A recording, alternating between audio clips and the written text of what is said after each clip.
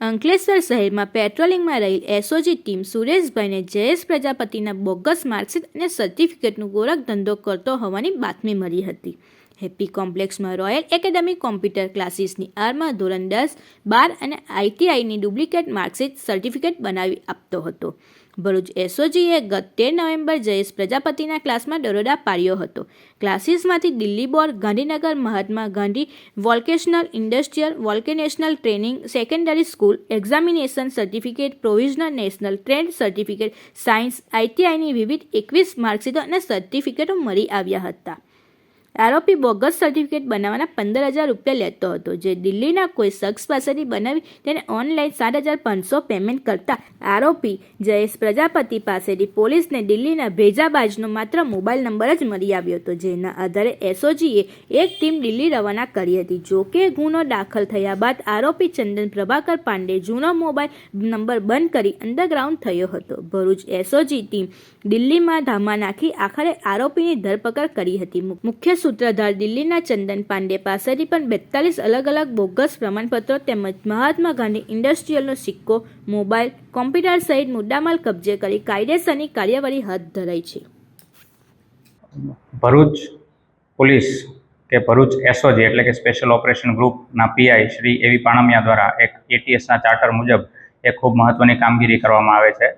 જે કામગીરી અન્વયે તારીખ 13 નવેમ્બર 2025ના રોજ એક એવી માહિતી મળે છે કે અંકલેશ્વરની અંદર રહેલ રોયલ એકેડમી કમ્પ્યુટર ક્લાસીસ કે જ્યાં એક ડુપ્લિકેટ ધોરણ 10 અને 12 તેમજ આઈટીઆઈના સર્ટિફિકેટ અને માર્કશીટ વગેરે બનાવી આપવામાં આવે છે. જેની માહિતી મળતા એસઓજી પીઆઈ શ્રી એવી પાણમિયા દ્વારા ટીમ બનાવી યોગ્ય કાર્યવાહી ચાલુ કરે છે અને જેના અનુસંધાને અંકલેશ્વર જીઆઈડીસી ખાતે એક ગુનો નોંધવામાં આવે છે. જેની મુખ્ય એમઓ એવી હોય છે કે જે રોયલ એકેડમી કમ્પ્યુટર ક્લાસીસની આડમાં એક ગેરકાયદેસર રીતે ધોરણ 10, ધોરણ 12 અને આઈટીઆઈના ડુપ્લિકેટ માર્કશીટ અને સર્ટિફિકેટ મળે છે. અને એની સાથે મુખ્ય આરોપી છે એક જયેશ કિશનલાલ પ્રજાપતિ કે તેની પાસેથી એક mobile phone, del computer CPU, એક પ્રિન્ટર અને ટોટલ 21 સર્ટિફિકેટો કે જે ડુપ્લિકેટ હોય છે તે મળી આવે છે અને જે અન્વયે આગળની કાર્યવાહી ચાલુ કરવામાં આવે છે. અને જ્યારે તેની પૂછપરછ દરમિયાન એવું પૂછવામાં આવે છે કે આજે માર્કશીટ વગેરે ક્યાંથી બનાવે છે, તો તે માહિતી દરમિયાન કે પૂછપરછ દરમિયાન એવી માહિતી જણાવે છે કે કોઈ એક વ્યક્તિ જે છે જેનો મોબાઈલ નંબર એની પાસે છે, જે એમના કોન્ટેક્ટમાં રહી અને તેમની પાસેથી ડુપ્લિકેટ માર્કશીટ વગેરે મંગાવતો હોય છે. તો એસઓજી પીઆઈ દ્વારા એ નંબરની ઊંડાણપૂર્વક તપાસ કરવામાં આવે છે અને તે તપાસમાં એવું જાણવા મળે છે કે આ જે મુખ્ય આરોપી છે જે હાલ દિલ્હી સ્થિત છે અને ટેકનિકલ સોર્સ અને હ્યુમન સોર્સિસની મદદથી એસઓજી પીઆઈની ટીમ જે છે તે દિલ્હી ખાતે રવાના થાય છે અને દિલ્હી જઈ અને ત્યાં જે મુખ્ય આરોપી છે તેને પકડી પાડવામાં આવે છે, જેનું નામ ચંદનકુમાર પ્રભાકર પાંડે જણાય આવે છે.